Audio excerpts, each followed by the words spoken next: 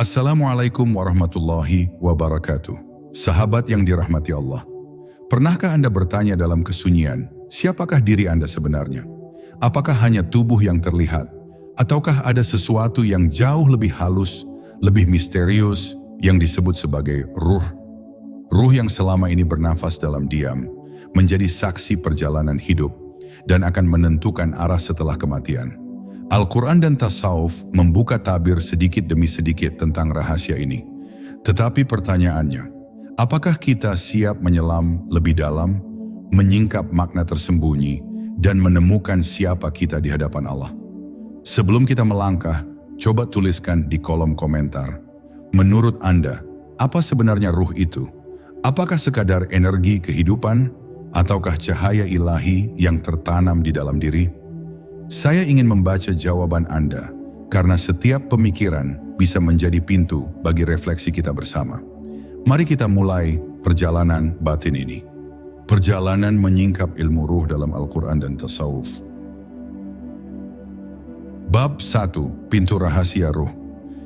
Bayangkan sejenak, ada sesuatu dalam diri Anda yang tidak bisa disentuh, tidak bisa difoto, tidak bisa diukur dengan alat apapun. Ia hadir di balik detak jantung, ia bersemayam di balik sorot mata, dan ia tetap ada meski tubuh perlahan melemah. Sesuatu itu adalah ruh, sebuah misteri yang bahkan para ilmuwan pun tidak pernah berhasil mengungkapkan hakikatnya. Dan yang lebih mengejutkan, Al-Quran sendiri sudah memberi peringatan bahwa ruh bukanlah wilayah pengetahuan manusia, melainkan rahasia yang hanya Allah kuasai sepenuhnya. Tetapi justru di balik tabir misteri inilah tersimpan kunci perjalanan spiritual yang selama berabad-abad dikejar para ahli ma'rifat dan para pencari kebenaran. Ketika orang-orang bertanya kepada Rasulullah tentang ruh, wahyu turun dengan jawaban singkat. Ruh itu termasuk urusan Tuhanku, dan tidaklah kalian diberi pengetahuan, kecuali sedikit. Jawaban ini bukan penutupan, tetapi justru pembuka pintu rahasia. Allah seakan berfirman, berhentilah meneliti dengan akal yang terbatas, mulailah merasakan dengan hati yang hidup. Karena ruh tidak bisa ditembus oleh logika semata, ia hanya bisa disentuh oleh kesadaran yang jernih. Kalimat itu seakan menjadi undangan halus dari Tuhan, mengajak manusia untuk tidak sekadar hidup di permukaan dunia, melainkan menyelam jauh ke dalam inti dirinya sendiri. Dalam pandangan para sufi, ruh bukan sekadar penopang kehidupan, melainkan cahaya yang diturunkan dari langit ketuhanan, lalu dipenjara dalam tubuh yang fana. Ia bagaikan tetesan laut yang jauh dari samudera asalnya, selalu gelisah, selalu rindu untuk kembali. Inilah sebabnya manusia sering merasa hampa meski memiliki segalanya. Harta, kedudukan, pujian, semua itu tidak mampu menenangkan kegelisahan terdalam, karena yang gelisah bukanlah tubuh, melainkan ruh. Dan selama ruh belum menemukan arah pulangnya, manusia akan terus merasa ada sesuatu yang hilang, sesuatu yang tidak pernah bisa diisi oleh dunia. Namun ada satu rahasia yang jarang disadari. Ruh bisa dibangunkan dari tidurnya melalui kesadaran. Saat seseorang berdiam diri, menutup mata, dan merenungi siapa yang sesungguhnya melihat dari balik penglihatan, ia mulai merasakan getaran halus yang tidak bisa dijelaskan dengan kata-kata. Seakan ada cahaya samar yang menyelinap di balik dada, mengingatkan bahwa hidup bukan hanya tentang makan, bekerja, atau mengejar dunia. Cahaya itu adalah bisikan ruh, panggilan sunyi yang menuntun manusia untuk menoleh kepada asal-usulnya. Dan siapa yang berani mengikuti panggilan itu, maka ia sedang memulai perjalanan pulang menuju Tuhan. Maka sebelum kita melangkah lebih jauh dalam perjalanan ini, tanyakanlah pada diri sendiri, siapakah yang sebenarnya sedang mendengar suara ini sekarang? Apakah telinga yang mendengar? Ataukah ada sesuatu yang lebih dalam yang mampu memahami meski telinga terhalang? Ruh adalah saksi abadi. Ia menyimpan rahasia yang bahkan pikiran pun tak mampu menembusnya. Dan di balik kesunyian ruh inilah terbuka sebuah pintu menuju rahasia terdalam manusia, pintu yang hanya akan terbuka bagi mereka yang berani menempuh jalan kembali kepadanya. Bab 2. Ruh dan nafas kehidupan. Ketika seorang bayi lahir, tangisan pertamanya adalah tanda masuknya nafas kehidupan. Nafas itu bukan sekadar oksigen yang mengisi paru-paru, melainkan isyarat bahwa ruh telah ditiupkan ke dalam jasad. Dalam Al-Quran disebutkan bahwa penciptaan manusia baru sempurna ketika Allah meniupkan ruhnya ke dalam tanah liat yang dibentuknya. Itu artinya manusia bukan hanya ciptaan biologis, tetapi juga titipan ilahi. Satu tiupan itu adalah rahasia paling agung, sebuah percikan dari sumber kehidupan yang abadi. Dalam tasawuf, nafas dipandang sebagai jembatan menuju pemahaman ruh. Para sufi menyebut zikir nafas sebagai jalan sunyi, di mana setiap tarikan dan hembusan menjadi pengingat bahwa hidup hanyalah pinjaman. Nafas adalah ayat hidup yang terus berulang, keluar masuk tanpa henti, seperti datang dan perginya manusia dari dunia. Ruh dan nafas begitu erat, hingga siapa yang mampu menyadari setiap hembusan, seakan sedang memegang kunci menuju rahasia dirinya sendiri. Bayangkan ketika malam sunyi, nafas perlahan melambat, tubuh rileks, dan kesadaran mulai menipis. Di saat itu, kita bisa merasakan betapa rapuhnya kehidupan. Setiap hembusan bisa jadi yang terakhir, setiap tarikan bisa berakhir tanpa balasan. Dan di titik ini, ruh seakan berbisik, jangan terikat pada dunia, karena dunia hanyalah persinggahan sementara. Kesadaran tentang nafas membawa manusia pada kesadaran ruhani bahwa hidup bukan soal panjangnya usia, melainkan seberapa jauh ruh mampu menemukan jalan pulang. Al-Quran memberi isyarat, Allah memegang jiwa ketika matinya, dan yang belum mati di waktu tidurnya. Sebuah ayat yang menyingkap rahasia bahwa bahkan tidur pun adalah peristiwa ruhani. Saat kita tidur, ruh terlepas sebagian dari ikatan tubuhnya, lalu dikembalikan ketika kita terbangun. Maka setiap tidur adalah latihan kematian kecil, dan setiap bangun adalah kesempatan baru dari Allah. Tidak heran para sufi memandang tidur bukan sekadar istirahat, melainkan momen ruh untuk mendekat kembali pada asalnya. Jika kita ingin mengenal ruh, mulailah dengan menyadari nafas sendiri. Nafas adalah cermin ruhani yang bisa mendidik jiwa untuk tenang, sabar, dan kembali kepada Tuhan. Setiap tarikan nafas adalah pemberian, dan setiap hembusan adalah penyerahan. Bila nafas sudah menjadi zikir, maka ruh pun akan mulai terbangun dari kelalaiannya. Dan siapa yang telah terbangun, ia akan melihat dunia bukan lagi sebagai ruang sementara, tetapi sebagai lorong sunyi yang mengantarnya menuju cahaya keabadian. Bab 3. Tidur, mimpi, dan perjalanan ruh. Pernahkah Anda bertanya, kemana ruh kita pergi saat tidur? Tubuh terbaring diam, mata terpejam, namun dalam mimpi kita bisa berjalan, berbicara, bahkan mengunjungi tempat yang tak pernah kita datangi sebelumnya. Al-Quran menyingkap rahasia ini dengan firman-Nya. Allah memegang jiwa ketika matinya dan jiwa yang belum mati di waktu tidurnya. Ayat ini menunjukkan bahwa tidur bukan sekadar istirahat jasmani, melainkan sebuah perjalanan ruhani yang hanya sedikit manusia mau merenungkannya. Para sufi menyebut tidur sebagai kematian kecil, sebuah momen ketika ruh dilepaskan sebagian dari ikatan tubuhnya. Dalam kondisi itu, sebagian ruh bisa berkelana, melihat hal-hal yang tak terjangkau oleh panca indera, lalu kembali ketika tubuh terbangun. Tidak heran jika ada mimpi yang menjadi isyarat, pertanda, bahkan pesan halus dari langit.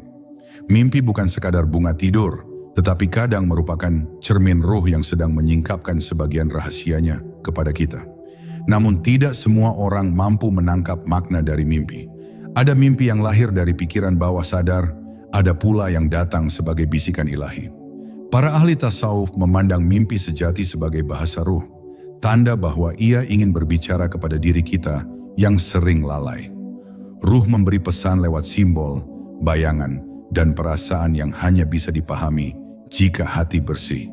Inilah sebabnya orang-orang yang tekun berzikir sering mendapatkan mimpi yang terang, seakan menjadi jalan komunikasi antara ruh dengan Tuhan. Di sisi lain, tidur juga menjadi pengingat betapa lemahnya manusia. Kita melepaskan kesadaran begitu saja setiap malam, menyerahkan diri tanpa daya, lalu berharap dapat terbangun kembali. Bukankah ini bukti bahwa hidup sepenuhnya berada dalam genggaman Allah? Ruh yang kembali setiap pagi adalah tanda bahwa kesempatan masih diberikan. Maka siapa yang menyadari hal ini, ia akan menjalani hidup dengan penuh syukur, karena setiap bangun tidur sejatinya adalah kelahiran baru yang dihadiahkan Tuhan. Tidur, mimpi, dan ruh adalah misteri yang saling berkaitan. Dari peristiwa sederhana ini, manusia bisa belajar bahwa hidup tidak berhenti pada tubuh semata. Ada dunia lain yang terbuka saat kesadaran jasmani terlelap. Dunia itu adalah panggung rahasia, tempat ruh mengintip kebenaran yang sering kita abaikan di siang hari. Dan siapa yang mampu membaca tanda-tanda dari mimpi, ia sedang membuka pintu menuju kedalaman jiwanya sendiri, menuju cahaya yang hanya bisa diraih oleh hati yang terjaga. Bab 4. Ruh, kematian, dan pintu peralihan. Setiap manusia tahu bahwa kematian adalah sesuatu yang pasti, namun sedikit sekali yang menyadari bahwa kematian bukanlah akhir, melainkan pintu peralihan. Tubuh akan kembali menjadi tanah, tetapi ruh, ia tidak ikut terkubur. Ruh tetap melanjutkan perjalanannya menuju alam lain yang tidak bisa dijangkau oleh mata jasmani. Inilah rahasia yang membuat banyak orang gemetar, karena ketika ruh terlepas, semua topeng dunia akan runtuh, semua kepalsuan akan tersingkap, dan yang tersisa hanyalah hakikat diri kita yang sejati. Al-Quran menyebut kematian dengan istilah wafat, yang berarti mengambil atau memegang. Allah berfirman bahwa dialah yang mewafatkan jiwa pada saat matinya. Ini menunjukkan bahwa kematian bukan sekadar berhentinya organ tubuh, tetapi proses pengambilan ruh dari jasad. Dalam tasawuf, momen ini dipandang sebagai detik paling penting, karena di sanalah ruh akan dihadapkan pada kebenaran tanpa tirai. Semua amalan, niat, dan rahasia hati akan menjadi pakaian yang menyelimuti ruh ketika ia melangkah menuju alam barzakh. Bayangkan, ketika ruh ditarik dari tubuh, segala hal yang dulu kita kejar hilang tak berharga. Rumah, harta, pangkat, gelar, semuanya tertinggal bersama jasad. Ruh akan berjalan sendirian, membawa hanya apa yang telah ia tabung dalam batin, zikir atau kelalaian, cinta ilahi atau keterikatan pada dunia. Saat itulah manusia menyadari betapa singkatnya hidup, betapa banyak waktu yang terbuang untuk hal-hal yang fana. Dan penyesalan terbesar bukanlah kehilangan dunia, melainkan kehilangan kesempatan untuk menyiapkan ruh sebelum ajal datang. Dalam pandangan sufi, kematian justru disebut yaumul liqa, hari pertemuan. Karena bagi ruh yang telah terlatih dalam zikir dan kesadaran, kematian bukanlah kegelapan, tetapi cahaya. Ia bagaikan burung yang dilepaskan dari sangkar, akhirnya kembali bebas menuju langit asalnya. Inilah mengapa sebagian orang saleh bisa tersenyum menjelang ajalnya, karena mereka tahu ruh akan kembali ke pangkuan Tuhan dengan tenang. Namun bagi ruh yang lalai, kematian terasa berat, penuh ketakutan, seakan ia diseret menuju tempat yang asing dan gelap. Maka memahami kematian bukanlah untuk menakut-nakuti, melainkan untuk membangunkan ruh kita sejak sekarang. Selama nafas masih berhembus, kita diberi kesempatan untuk menyiapkan bekal. Ruh adalah penumpang, tubuh hanyalah kendaraan sementara.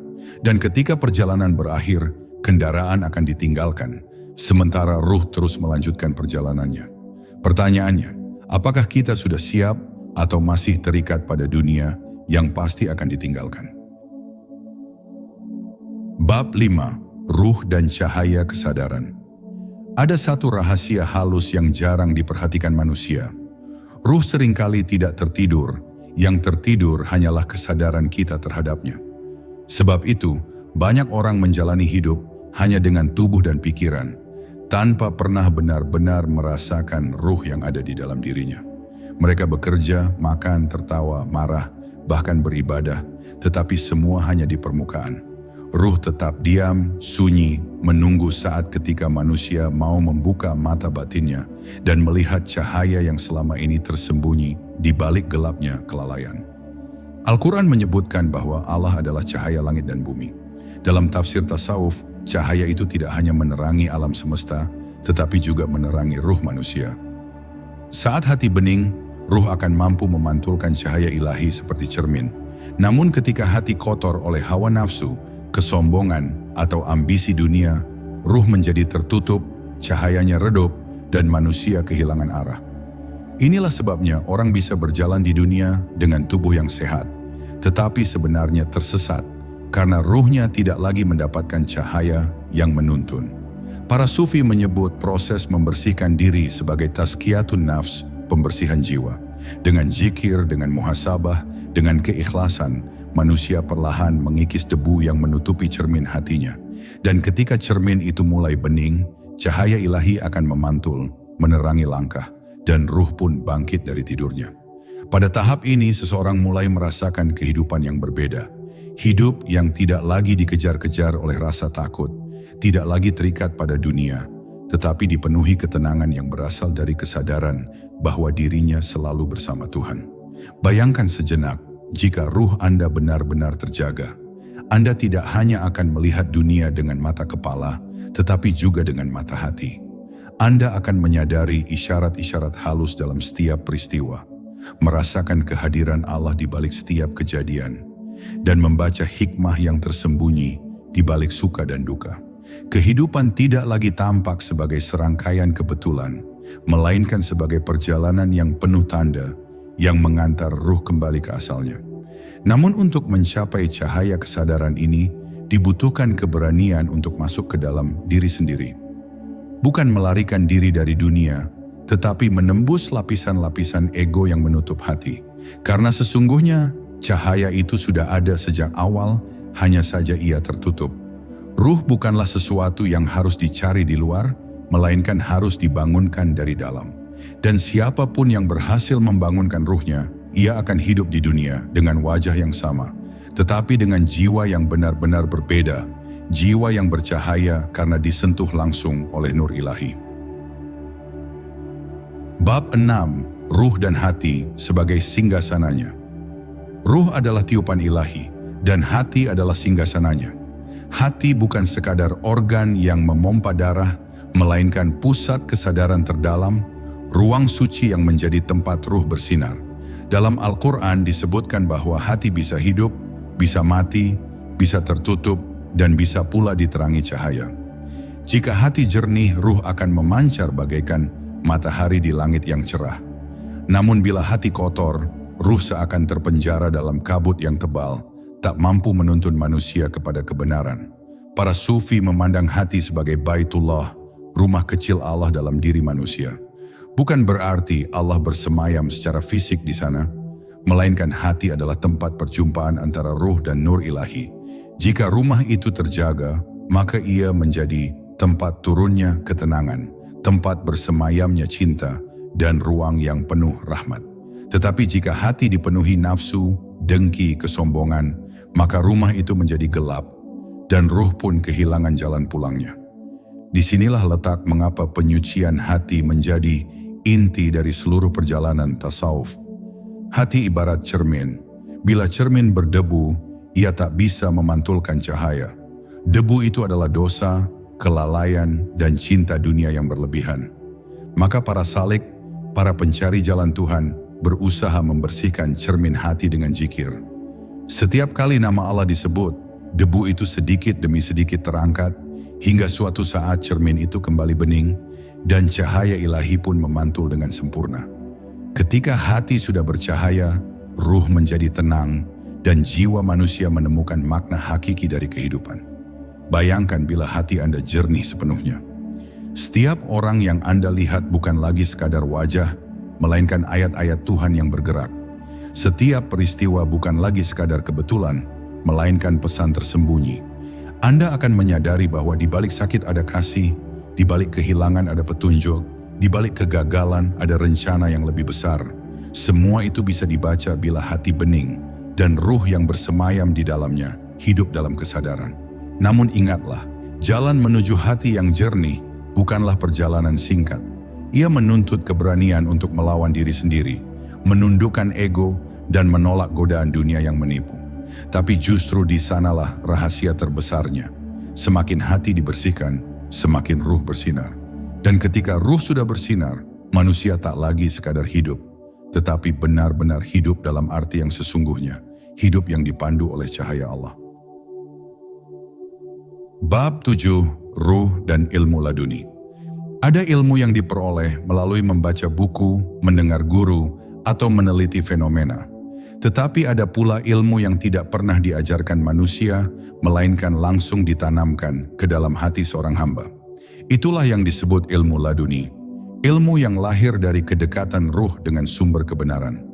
Al-Quran memberikan isyarat tentang hal ini melalui kisah Nabi Khidir, yang memiliki pengetahuan bukan dari sekolah manusia, melainkan dari limpahan rahmat langsung dari Allah.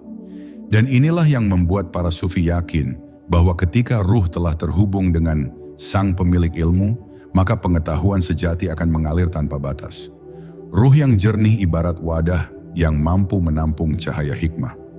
Ketika seseorang berusaha mendekatkan diri kepada Allah dengan hati yang ikhlas, ruhnya akan disinari oleh pengetahuan yang tidak bisa dijelaskan dengan logika semata. Ia seakan tahu apa yang tidak dikatakan, mengerti makna yang tidak tertulis, dan membaca tanda-tanda yang tersembunyi di balik peristiwa. Pengetahuan ini bukan untuk menyombongkan diri, melainkan untuk semakin tunduk, karena semakin dalam ruh menyelami rahasia Allah, semakin ia sadar betapa sedikit yang sebenarnya ia ketahui. Ilmu laduni bukanlah tentang ramalan atau kemampuan gaib, melainkan tentang kebeningan jiwa yang mampu menangkap bisikan kebenaran. Orang yang ruhnya terhubung dengan cahaya ilahi akan mampu mengambil keputusan yang tepat meski tanpa banyak pertimbangan. Karena hatinya dipandu oleh hikmah, ia bisa melihat bahaya sebelum datang, merasakan kebenaran meski belum terbukti, dan memahami rahasia orang lain tanpa mereka harus mengucapkannya. Semua itu bukan karena dirinya hebat, melainkan karena ruhnya sudah ditempa untuk peka terhadap ilham yang datang dari Allah. Bayangkan betapa berbeda hidup seorang manusia bila ruhnya sudah terhubung dengan hikmah ilahi. Ia tidak lagi mudah tertipu oleh dunia, tidak lagi terjebak oleh rayuan hawa nafsu, karena dalam batinnya selalu ada cahaya yang menuntun. Ketika orang lain gelisah, ia tenang. Ketika orang lain bingung, ia mantap. Dan ketenangan itu bukan karena ia lebih pandai, tetapi karena ruhnya sudah merasakan kelembutan tangan Allah yang menuntun langkahnya. Namun jalan menuju ilmu laduni tidak bisa ditempuh hanya dengan membaca atau mendengar. Ia menuntut pembersihan diri, kesabaran, dan keikhlasan total. Semakin ruh dibersihkan, semakin ia sanggup menampung cahaya hikmah. Dan ketika cahaya itu masuk, manusia baru menyadari bahwa kebenaran sejati tidak pernah berada di luar dirinya, tetapi sudah ditanamkan oleh Allah jauh di dalam ruh sejak awal penciptaan. Bab 8. Ruh dan Alam Gaib. Sejak dahulu manusia selalu bertanya tentang alam gaib.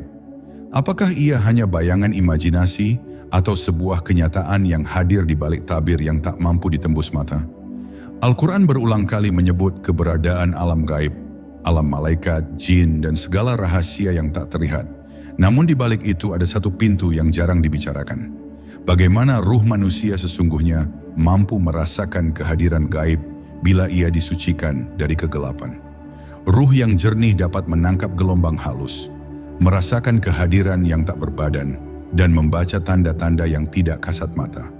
Tasawuf memandang bahwa alam gaib bukanlah dunia asing, melainkan lapisan realitas yang paralel dengan dunia nyata. Ruh manusia karena sifatnya yang halus dapat menembus batas dimensi ini. Sebagian orang mungkin hanya merasakan firasat atau mimpi, sementara yang lebih dalam merasakan kehadiran gaib secara nyata dalam keadaan sadar. Inilah mengapa para wali dengan ruh yang bening bisa merasakan bisikan malaikat atau mengetahui peringatan sebelum bencana datang. Semuanya bukan karena kehebatan pribadi, melainkan karena ruh mereka dibukakan jalan menuju alam yang tersembunyi. Namun jangan salah, tidak semua yang gaib adalah kebenaran. Banyak manusia tertipu oleh bisikan halus yang datang dari jin, lalu mengira itu adalah cahaya ilahi. Disinilah ruh diuji. Apakah ia mampu membedakan mana bisikan suci dan mana tipu daya? Ruh yang belum terlatih akan mudah terbawa arus, terpesona oleh keanehan, lalu lupa pada Sang Pencipta. Sedangkan ruh yang telah tertambat pada tauhid sejati hanya akan menerima apa yang sejalan dengan cahaya Allah dan menolak segala yang menjerumuskannya pada kebingungan. Alam gaib sesungguhnya bukan untuk dipuja atau dijadikan tujuan, melainkan untuk mengingatkan bahwa dunia yang kita lihat hanyalah sebagian kecil dari kenyataan. Ruh yang mampu menyingkap tabir gaib akan semakin sadar betapa luas kerajaan Allah dan betapa kecil dirinya di hadapannya. Ia tidak lagi terikat pada dunia semata karena tahu ada dimensi lain yang selalu menyertai. Kesadaran ini membuatnya semakin waspada, semakin rendah hati, dan semakin takut untuk berbuat dosa, sebab ia tahu ada mata-mata malaikat yang selalu menyaksikan. Maka pertanyaan yang tersisa bagi kita adalah, apakah kita hanya ingin hidup dalam dunia yang kasat mata? Ataukah kita berani menyucikan ruh hingga mampu merasakan dunia gaib yang tersembunyi? Jawaban ini tidak ditentukan oleh ilmu semata, tetapi oleh kejernihan jiwa. Dan hanya mereka yang berani menapaki jalan batin dengan kesungguhan yang akan diperkenankan menyaksikan rahasia gaib yang disembunyikan Allah dari kebanyakan manusia. Bab 9, Ruh dan Perjalanan Kematian. Sejak kita lahir, ruh sudah menjadi saksi atas segala peristiwa dalam hidup kita. Ia hadir ketika kita menangis pertama kali. Ia menemani ketika kita tertawa, bersedih, jatuh cinta, hingga berbuat dosa.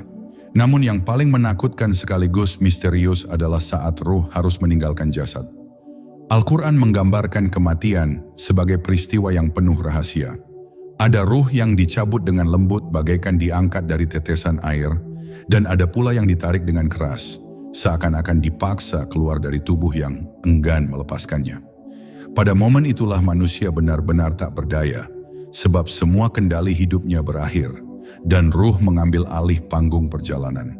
Bagi mereka yang ruhnya jernih, kematian bukanlah kehancuran, melainkan sebuah pintu. Ruh akan melihat apa yang selama ini tak terlihat. Malaikat datang, cahaya menyinari jalan, dan rasa damai menyelimuti. Tetapi bagi ruh yang kotor, kematian adalah perpisahan yang menyakitkan. Ia digiring ke kegelapan, mendengar suara-suara yang menakutkan, dan merasakan penyesalan yang terlambat. Inilah mengapa para ulama dan sufi selalu menekankan pentingnya menyucikan ruh sebelum ajal tiba, sebab apa yang dialami saat kematian adalah cermin dari apa yang kita lakukan ketika hidup. Tasawuf mengajarkan bahwa ruh sudah pernah mengenal kematian sebelum kita dilahirkan.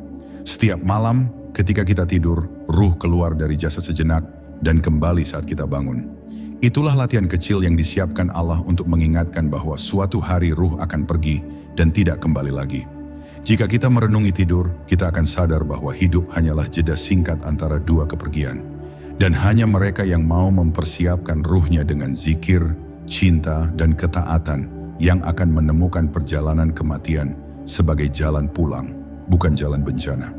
Misteri terbesar dari kematian adalah bahwa tidak seorang pun mampu kembali untuk menceritakan detailnya.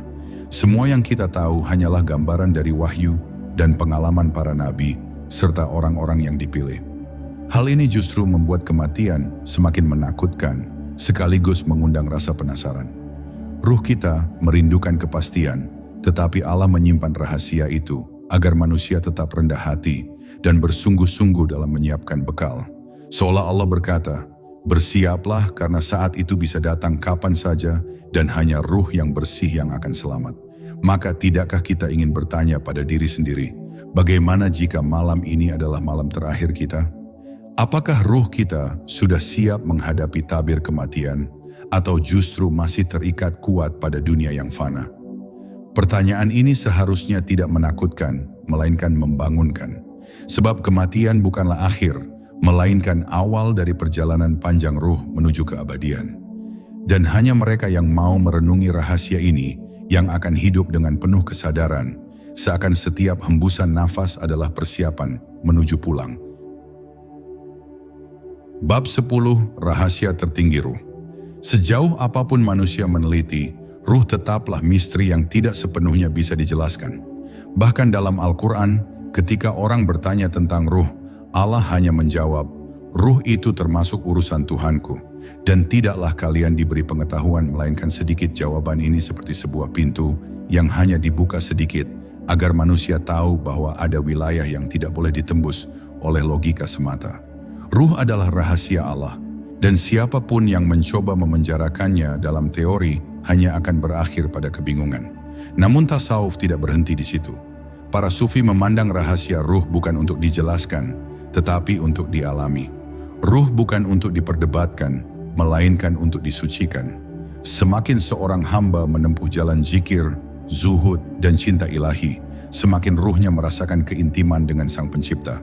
Hingga pada akhirnya, ruh yang bersih bisa menyaksikan kebenaran yang tidak terlihat oleh mata, merasakan kehadiran yang tidak bisa disentuh tangan, dan hidup dalam kesadaran bahwa Allah lebih dekat dari urat leher. Inilah puncak perjalanan ruh, kembali ke asalnya, kehadirat Allah yang maha abadi. Rahasia terbesar dari ruh adalah bahwa ia selalu merindukan rumahnya. Dunia hanyalah tempat singgah, tubuh hanyalah pakaian, sedangkan ruh berasal dari lautan cahaya yang jauh lebih luas daripada yang bisa kita bayangkan. Maka setiap kali manusia berzikir, setiap kali ia menangis dalam doa, setiap kali ia sujud dalam kesunyian, sebenarnya ruh sedang merindukan pertemuan. Rindu itulah yang mendorong manusia untuk mencari makna, mengejar kebenaran, dan tidak pernah puas hanya dengan dunia. Mereka yang berani menempuh jalan batin akan menemukan bahwa rahasia ruh tidak pernah benar-benar berada di luar dirinya. Semua jawaban telah ditanamkan sejak ruh itu bersaksi di hadapan Allah. "Bukankah aku ini Tuhanmu?" Saat itu ruh menjawab, "Benar, kami bersaksi." Saksi itulah yang tersimpan jauh di dalam batin, menunggu untuk dibangkitkan kembali melalui perjalanan spiritual. Dan ketika kesaksian itu hidup, barulah manusia memahami hakikat dirinya. Ia bukan sekadar tubuh, melainkan cahaya yang berasal dari Sang Cahaya. Maka renungkanlah, apakah kita akan terus hidup hanya sebagai jasad yang sibuk dengan dunia, ataukah kita berani mendengarkan suara ruh yang memanggil kita pulang? Ilmu ruh dalam Al-Quran dan tasawuf bukan sekadar pengetahuan, melainkan jalan untuk kembali. Dan siapapun yang menapaki jalan ini dengan hati yang ikhlas akan menemukan rahasia terbesar, bahwa kehidupan sejati bukanlah di dunia, melainkan dalam keabadian bersama Allah. Sahabat yang dirahmati Allah, setiap perjalanan pasti memiliki ujung, dan setiap ruh pasti akan kembali kepada asalnya. Rahasia ruh bukan untuk ditakuti, melainkan untuk direnungi. Karena di balik tabir kehidupan ini, ada janji Allah bahwa mereka yang menyucikan ruhnya akan menemukan jalan pulang dengan damai. Sebelum kita berpisah, mari saya doakan untuk Anda yang sedang mendengarkan. Semoga Allah membersihkan hati kita, menenangkan ruh kita, melapangkan jalan hidup kita, dan menjadikan setiap langkah sebagai jalan menuju ridha-Nya. Jika video ini menyentuh hati Anda, jangan ragu tuliskan refleksi atau doa Anda di kolom komentar. Siapa tahu doa Anda akan menjadi penguat bagi yang lain. Jangan lupa untuk bagikan video ini agar lebih banyak hati yang tersadar akan rahasia ruh. Wassalamualaikum warahmatullahi wabarakatuh.